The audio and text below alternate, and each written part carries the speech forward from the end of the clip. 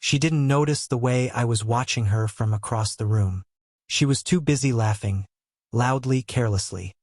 Her cheeks flushed with wine and her mascara slightly smudged beneath her eyes like faint shadows of a long day. Her glass dangled from her hand, almost empty, swaying as she spun in place in the middle of the floor. No rhythm, no awareness, no acknowledgement of me at all. I stood off to the side, leaning against the wall with a lukewarm beer I hadn't touched in half an hour. For years I'd loved her. For years I'd poured into us. And in that moment, it was like I had ceased to exist. Just air. Just noise in the background. Then the music shifted brassy. Bold jazz filled the room. And that's when he appeared behind her. Damon. Her boss. The one I never liked from the moment we met. Something about his charm always felt synthetic. Rehearsed. His handshake too polished. His words too smooth. He leaned in close behind her, and I could see his lips move just beside her ear. She tilted her head back to laugh, grinning like a teenager on prom night, and then she kissed him. Right there. In front of everyone. In front of me. It wasn't an accidental kiss. It wasn't clumsy or the result of too much champagne. It was intentional. Slow. Purposeful. Her eyes closed, lips parted. His hand resting on her waist. I didn't move. Couldn't. It felt like my soul had been knocked out of my chest and left lying on the expensive tile of that sleek rooftop event space. She never even looked my way. For years earlier, I'd met Natalie in a dusty little bookstore tucked between two shuttered cafes. It sounds made up, I know, like a line from a sappy film. But that's exactly what she was to me. A scene I didn't think real life offered. Her hair was wild and unbrushed in the best way. Her eyes had a green fleck in the hazel that caught the light just right. And her mind, sharp, curious, quick-witted, had me completely tangled from the first conversation. We connected instantly. Shared bad coffee, indie films, and late-night walks that felt like we were chasing something bigger than ourselves. When we moved in together after a year, everything felt solid. Real. She made me believe in something lasting. Then came Kaleidoscope Media. The job she'd dreamed of.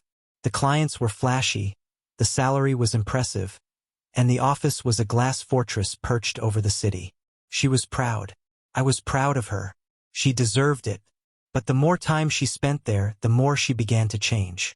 She started quoting Damon, her boss, the same way people quote motivational books they only half believe. Her wardrobe shifted overnight. Her voice adopted a polished, detached tone.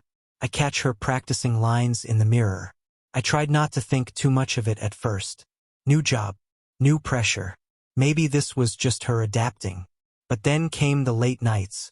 The vague excuses. The missed dinners and brushed-off plans. And then the lies. Tiny ones. Harmless at first glance. My phone died. It was just one drink after work. Until I saw a photo online. Her laughing on a rooftop I didn't know she'd gone to. Next to people she hadn't mentioned. Wearing a dress I'd never seen. When I brought it up gently, she accused me of not trusting her. Said I was being needy. Insecure. I dropped it because I didn't want to be that guy. I didn't want to be the jealous boyfriend who couldn't handle a successful partner. I just wanted her back. The version of her who used to fall asleep next to me mid-conversation, who cried during kids' movies, who used to reach for my hand just because. She surprised me with an invitation to her company's end-of-year party. Said I should come meet her team. See where she worked. I thought maybe it was her way of reconnecting. Maybe things were turning around. The event was held in a modern tower overlooking the city. All glass and steel and soft jazz. She looked stunning. Polished. Untouchable. And from the moment we walked in, I was forgotten. She floated from group to group. Occasionally introduced me with a flash of a smile. This is Liam, my boyfriend.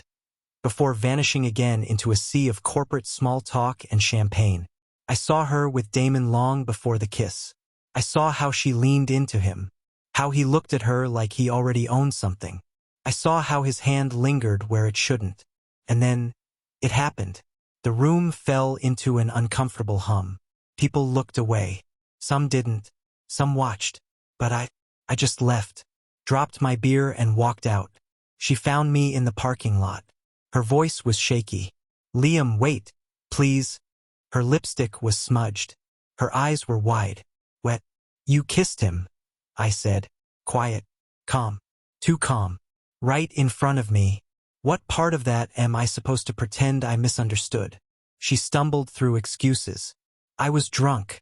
It didn't mean anything. It just happened. I looked at her. It meant enough to do it. Then I got in my car and drove away. She tried, called, texted, left long voicemails, even wrote an email, pouring her heart out, saying it was the pressure, the lifestyle, the validation she'd gotten lost in. She admitted she liked the attention, said she never thought I'd actually leave. I didn't reply, but I did forward a video clip someone had sent me, of the kiss, clear as daylight, to her HR department. A few weeks later, I heard Damon was fired. Apparently, Natalie wasn't the first. She was just the one who got caught.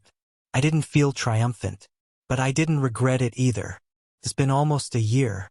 I think about her sometimes, about that day in the bookstore, about the version of her I believed in, and about the version of me that stood by quietly, giving grace where there should have been boundaries. Some heartbreaks don't break loud. They don't scream or shatter. They just sit, quiet, heavy, and constant. But I've learned to breathe again. Learned that love should never require erasing parts of yourself to be enough. That being cheated on isn't what destroyed me. Staying silent almost did. I hope she figures herself out. I really do. But I also hope she never forgets what one moment of selfishness cost her. Because it didn't just end us. It ended the man who used to believe she never could. And in his place, someone stronger took root.